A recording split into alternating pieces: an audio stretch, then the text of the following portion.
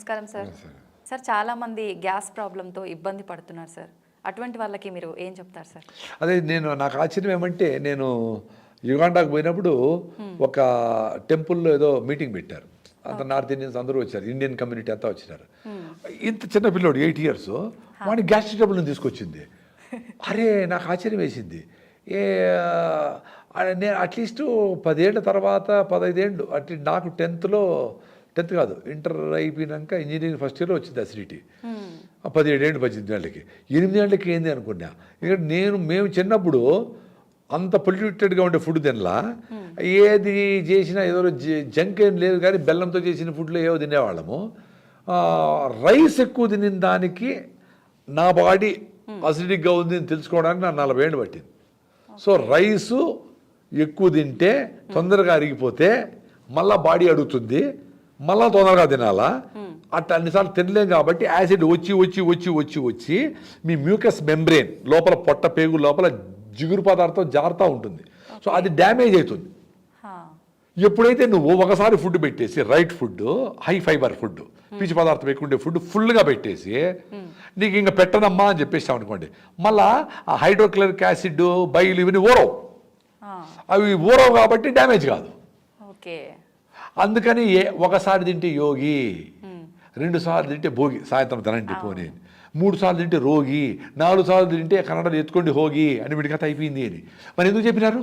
ఆ ఒకసారి ఏమి న్యూట్రిషియస్ ఫుడ్, రిచ్ ఫుడ్ బాగా కూర్చొని ఓపికగా ఫుల్గా తినాలి.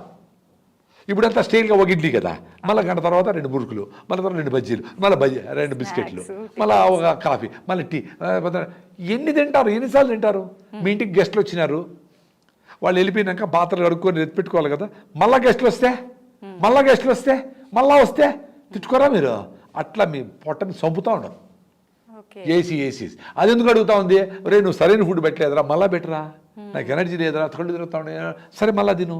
అరే కళ్ళు తిరిగేది దానికోసం న్యూట్రిషన్స్ ఫుడ్ పెట్టలా, ఎనర్జీ సరిపోవడంలే, ఫైర్ అయిపోతుంది, గ్లూకోజ్ అయిపోతుంది, నువ్వు వాడుకోవడంలే అది గ్లైకోజిన్గా మరి ఫ్యాట్గా కన్వర్ట్ అయిపోతుంది, మళ్ళీ ఆకలిస్తుంది, మళ్ళీ పెడతాడు, మళ్ళీ కూడా జంక్ ఫుడ్ పెడతాడు, మళ్ళీ రెడ్ ఫుడ్ పెట్టలా.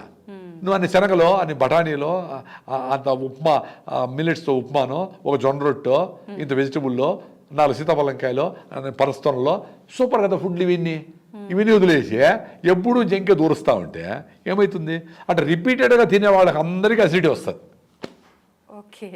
మీరు ఏ ఫుడ్ తింటే మీకు 6 hours ఫుడ్ మీద మైండ్ పోకుండా ఉండదు, అది సూపర్.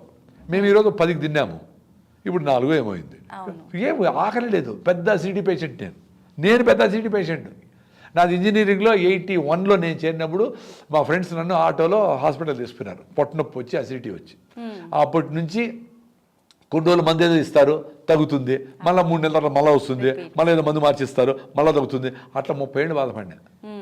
ఎప్పుడైతే రాగి ముద్ద దేశీయ పాలతో చేసిన పెరుగుతో తిన్నానో, ఎప్పుడైతే రాగి జావ పొద్దునే లేస్తూనే పళ్ళు తోమినా తోమకపోయినా 4 గ్లాసులు తాగినానో అసిడిటీ ఎట్టుపోయిందో ఆశ్చర్యం నాకు.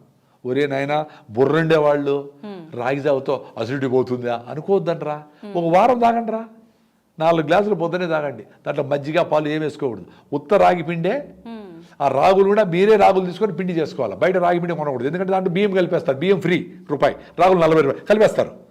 సో రాగులు తీసుకొని మొలకగిలక ఏం పట్టద్దు, జస్ట్ రాగుల్ని క్లీన్ చేసుకొని పిండి చేసుకోండి. 1 గ్లాసుకి 2 స్పూన్లు, ముందు 1 స్పూన్ అని చెప్పేవాడిని, ఇంకొంచెం తాగలేని 2 స్పూన్లు అంటున్నాను ఇప్పుడు. సో మీరు 4 గ్లాసులు రాగి జావ చేయాలంటే 3 గ్లాసుల నీళ్లు పొయ్యి మీద పెట్టండి, బాగా మసల్ని. 1 గ్లాస్ నీళ్ళు గిన్నెలో తీసుకొని దాంట్లో 8 స్పూన్లు రాగి పిండి వేసి బాగా కలిపేసేయండి, కరిగిపోతుంది.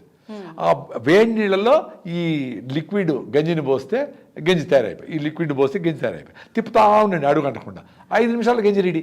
రాగి జావ నాకు ఎవరు చేసి పెట్టే వాళ్ళు లేరు సార్ అంటే, నువ్వే చేసుకోరా నాయన, అందరి మహిళల మీద ఆధారపడద్దండి, చాలా ఈజీగా చేసుకోవచ్చు రాగి జావ. షుగర్ లేని వాళ్ళు ఆర్గానిక్ బెల్లం వేసుకుంటే మీకు కావాల్సిన మినరల్స్ అన్నీ వస్తాయి. All minerals with iron. రాగుల్లో కాల్షియం, బెల్లంలో ఐరన్ విత్ మినరల్. ఏం కావాలబ్బా, 4 గ్లాసులు తాగాల. సాయంత్రం 4 గంటలకు 4 గ్లాసులు రాగి జావ. మిల్లెట్స్తో పర్టికులర్లీ అరికెలు టేస్ట్గా ఉంటాయి, అరికెలతో ఫుడ్ 1 వీక్ చేస్తే మీకు అసిడిటీ పోతుంది. నాకు పోయింది, 30 ఏళ్ళ అసిడిటీ పోయింది. ఇన్ని రకాల మందులు వాడినా, ర్యాంటిడిన్, సిమిటిడిన్, ఓమెజ్, పెంటప్రజోల్, జలసిల్, కాయంచోర్, సిమిటిడిన్ వాడేది వచ్చేది, ఇదే పనే. అంత ఈజీగా పోయింది. యూ బిలీవ్ మీ, వందల వేల మంది నాకైతే కామెంట్స్ పెట్టింటారు. డైరెక్ట్గా హైకోర్టుకి పోతే ఒక అడ్వకేట్ అమ్మాయి వచ్చి, నమస్కారం సార్, 1 వీక్ రాగి సార్ పోయింది సార్ అసిడిటీని. అరే ట్రై చేయండి రా, నేనేమన్నా కషాయాలు 14 రకాలు ఏం చెప్పలేదే.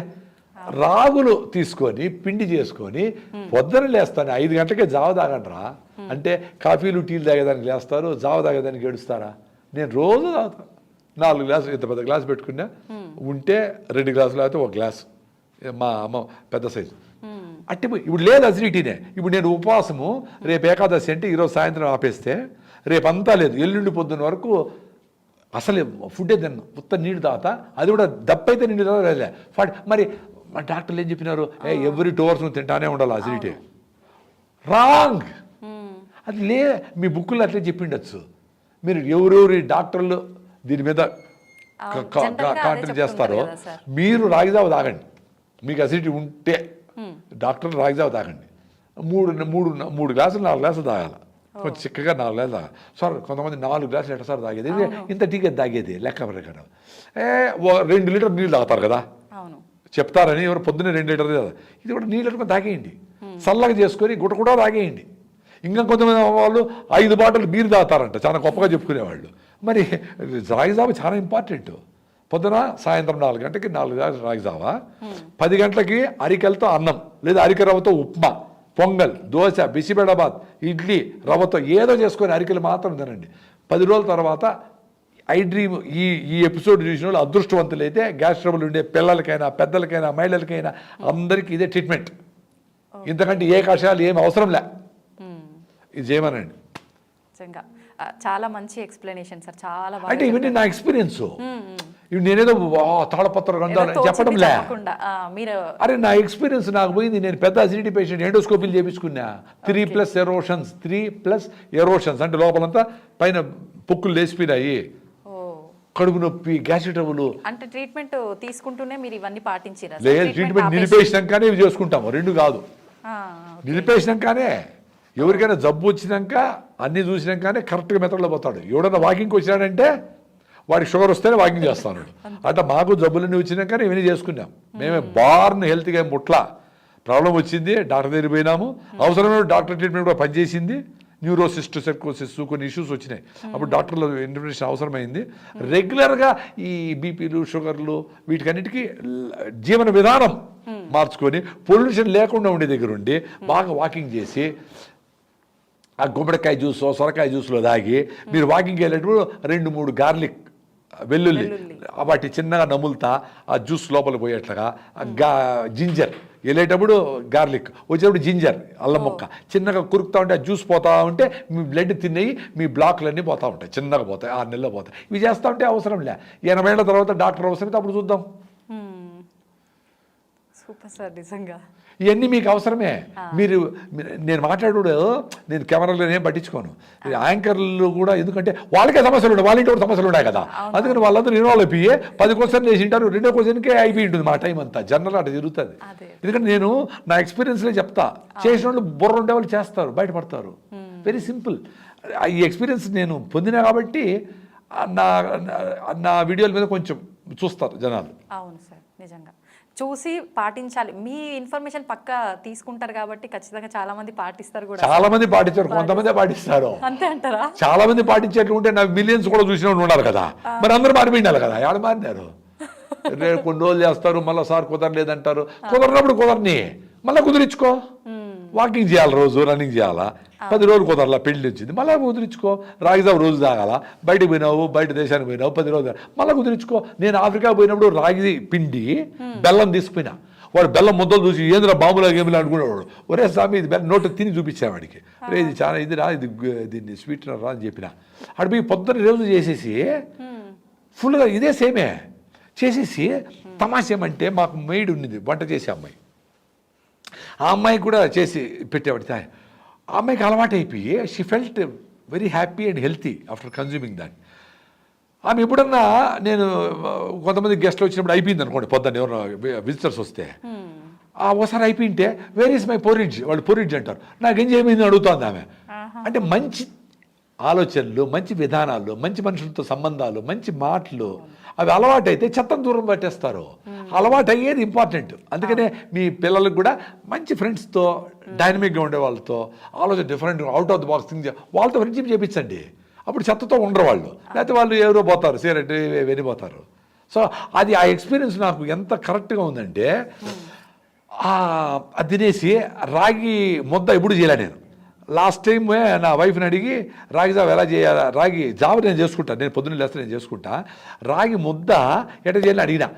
అరే ఏం లేదు, అన్నం వేసేసి నీళ్ళు ఎక్కువ వేసి అన్నం చేసేసి నిన్నన్నమైన వేసి నీళ్ళు ఎక్కువ పోసేసి బాగా ఉడికినాక రాగి పిండి చిన్నగా పోస్తా ఉంటే కర్ర తీసుకొని మనం చపాతి అట్లకాడ తీసుకొని రుద్దుతా ఉంటే రాగి ముద్ద రెడీ అయినది.